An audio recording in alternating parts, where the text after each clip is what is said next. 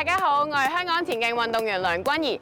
適逢亞洲沙灘運動會就嚟開始啦，都想考下大家對於亞沙運有幾認識。咁我哋一於嚟一次沙灘越野問答前哨戰。咁而家咧喺我左陣方嘅有麥峰，右陣方嘅有阿謙。今屆亞沙運嘅吉祥物係咩咧 ？A. 莎莎 B.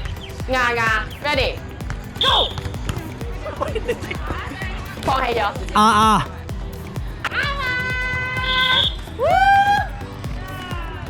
今次係中國第幾次舉辦亞沙運呢 ？A. 第一次 B. 第二次 ，ready go！ 第二次。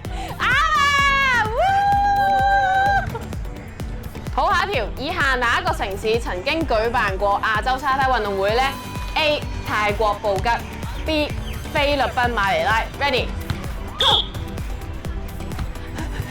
A. 泰國布吉。係啱啦，終於啱啦！好，以下哪一項是港隊今屆有份參賽嘅項目呢 ？A. 公開水域游泳 B. 沙灘排球 ，ready go！ 公開水域游泳。哎呀，啱啦！又啱啦！好，嚟到第二組嘅賽事啦，左陣方嘅有阿達，右陣方嘅有包包。今屆亞沙運嘅吉祥物設計意念係邊一隻動物呢 ？A. 羚羊 B. 鹿，預備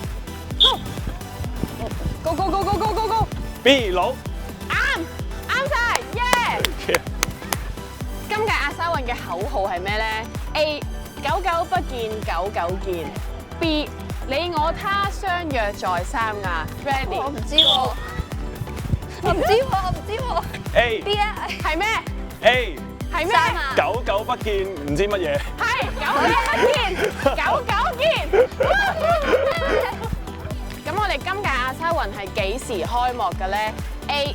4月22號 B. 4月23號 Ready Go Go 4月22 A 22號啱啊，啱晒，好嘢！好嘢！好，以下係邊一項今屆嘅比賽項目咧 ？A. 匹克球 B.